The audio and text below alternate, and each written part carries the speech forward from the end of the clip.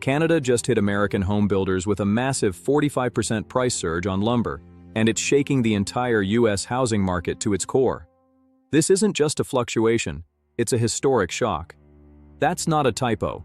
This sky-high tariff is the steepest ever seen in the long history of the Canada-U.S. lumber trade, and it's crushing construction across America. The National Association of Home Builders reports that 2/3 of builders are now throwing out massive discounts and perks just to convince buyers to take the plunge. Housing starts are tanking, and profits for metal fabrication companies have nosedived by 30% in just 6 months as the ripple effect takes hold.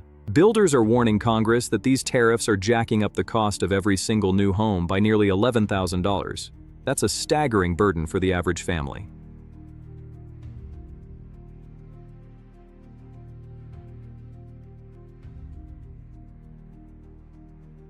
Canada didn't even pick this fight, but Washington lit the fuse anyway. Now, American families are the ones feeling the heat of a trade war that has no clear end in sight. Trump's lumber tariffs have backfired so hard that they're wrecking American housing construction way faster than they're hurting Canadian producers. American home builders are practically begging Trump to come to the table and negotiate a deal, but he won't even talk about it. It's absolute chaos. Now let's break down how this trap was built. It didn't just pop up overnight. It was built layer by layer.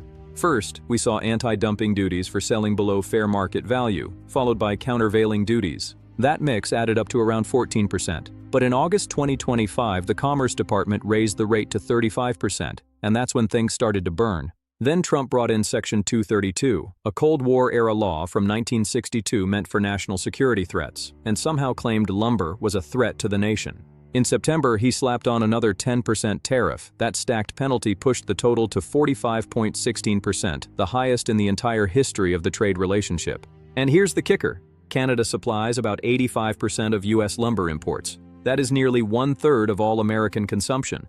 That's a serious chokehold on the market.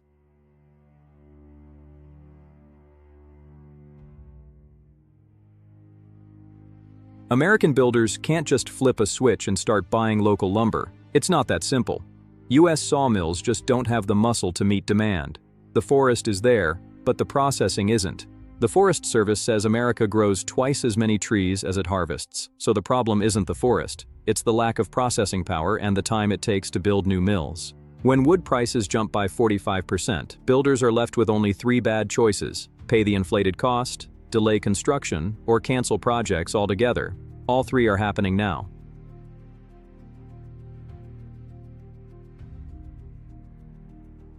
Lumber isn't just another line on the budget. It makes up 15 to 20% of the total cost of framing a new home. So when lumber prices jump, housing costs skyrocket right along with them.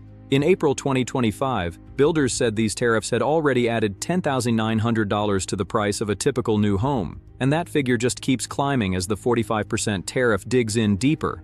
Conservative estimates show the tariff alone has driven up costs by $3,000 to $5,000 per home just for the framing lumber. But the ripple effect is even worse. Once you add in the ripple effect on furniture, kitchen cabinets, and bathroom vanities, that number balloons to nearly $11,000. And guess who eats that cost? Home buyers. Housing affordability in America is already at record lows, and these tariffs are squeezing it even tighter. Mortgage rates are still high, and inventory is bone dry. Zillow says the country is short 4.5 million homes. Every extra dollar counts, and tariffs that tack on thousands per house are like pouring salt in the wound. The financial hit doesn't stop there. Corporate profits are also getting crushed. U.S. fabricated metal manufacturers saw earnings plummet 30% in less than a year.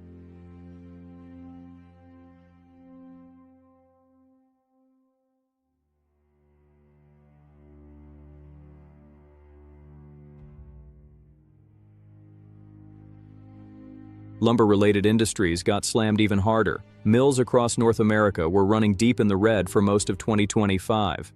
That financial pain forced shutdowns and production cuts. This slashed supply just as demand stayed strong heading into 2026. And when supply drops but demand doesn't, you get crazy price swings that builders just can't handle. The housing market's reaction was no surprise. In May 2025, housing starts dropped 9.8%, landing at an annual rate of 1.25 million units, and the slump just kept rolling. By December, the National Association of Home Builders said market conditions were still brutal. 2/3 of builders were dangling incentives just to get buyers to sign. American families aren't building, builders aren't hiring, and US lumber mills can't ramp up fast enough to replace Canadian imports. It is a complete policy failure. The result? These tariffs have failed on every front. They didn't boost American industry, didn't protect jobs, and didn't deliver on a single one of their promises. All those tariffs really did was make housing more expensive and construction harder than ever. While American builders were drowning under a crushing 45% tariff, Canada was already playing the long game, building a full-blown exit strategy. In August 2025, Ottawa rolled out a massive $235 billion lifeline for its forestry industry. The plan was sharp and strategic. $1.2 billion in loan guarantees to help lumber producers stay alive during the trade war, and another $500 million in grants and contributions to hunt down new overseas buyers. The message was clear. If the US wanted to block Canadian lumber, Canada would simply sell to markets that actually wanted their wood. So, Canada started shifting focus eastward. Asia became the golden target. Countries like China, Japan, South Korea, and India, all major lumber importers, were more than ready to strike deals on favorable terms. Canadian producers jumped at the chance to diversify and finally break free from America's unpredictable trade policies. And they didn't stop there. By December 2025, Canada launched the Canadian Forest Sector Transformation Task Force. The new task force was led by Ken Nico from British Columbia and Frédéric Vero from Quebec, two major power players. Their mission was straightforward: spend 90 days digging deep into the opportunities shaping Canada's global competitiveness. Their ultimate goal? Push Canadian wood products to the next level, especially mass timber and modular construction systems. If the US wanted to shut the door, Canada's answer was bold: use more of it at home. Thanks to those loan guarantees, mills kept humming even while prices slipped. In 2025, export prices for logs and forest goods dropped about 4%, a calculated move to secure global partnerships. Canada was playing the long game, ready to take smaller profits now to secure partnerships that would outlast America's tariff tantrum. That extra $500 million in grants gave producers the power to build supply chains that bypassed the US entirely. The lumber that once rolled easily across the US-Canada border was now sailing straight across the Pacific. Canadian producers had started shipping massive loads of wood westward, to Asia instead of America. The shift wasn't total yet. Canada still sends around 2/3 of its lumber to the US. But that share is slipping fast, and every single percentage point that moves away from the US is gone for good. But there's another player behind this drama: the United States Lumber Coalition. This group speaks for American producers who've been shouting for years that Canadian wood is unfairly subsidized. Their biggest claim? Stumpage. Since most of Canada's forests are publicly owned, provincial governments sell timber through a system known as stumpage. The coalition insists Canadian mills get discounted access, straight-up unfair trade advantage. Canada, of course, fires right back. Kurt Edde, president of the BC Lumber Trade Council, defends the system, saying the stumpage program runs on open, competitive auctions, not secret subsidies. Neither side is backing down. In January 2026, the coalition argued that tariffs aren't driving the crisis, claiming lumber makes up less than 2% of a home's total cost. But here's the catch: that number's totally misleading. It only covers framing. Things like kitchen cabinets, which are hit with 50% tariffs, or upholstered furniture facing 30% tariffs, are completely left out of their math. The coalition's strategy might win in politics, but it's a total flop in economics. Tariffs are sky high, Canadian imports keep shrinking, and US mills just can't keep up. The result? Soaring prices, slower construction, and a full-blown housing affordability crisis, helping no one except a handful of big producers. The National Association of Home Builders has been fighting these tariffs for years. They've pushed back hard, warning that housing isn't just an industry, it's part of national security.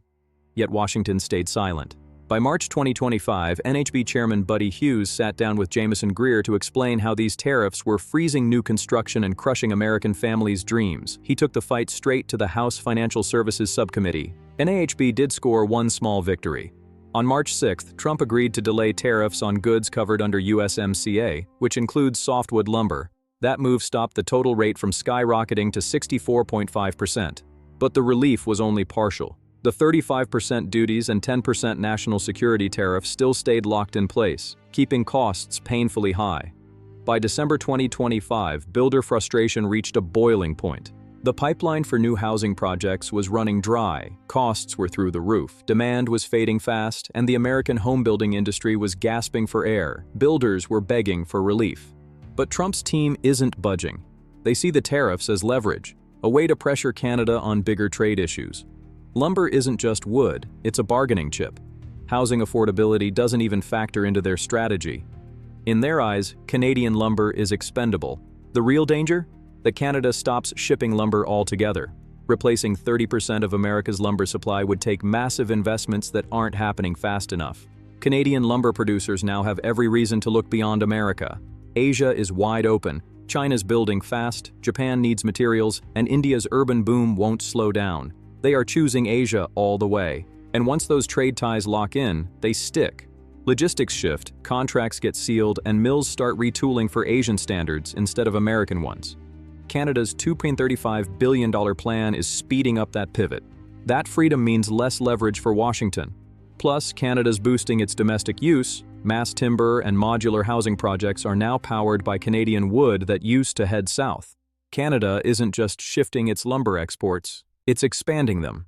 New mills are being built near Pacific ports tailored for Asian buyers. Washington keeps betting Canada will always need them, but that gamble is crumbling.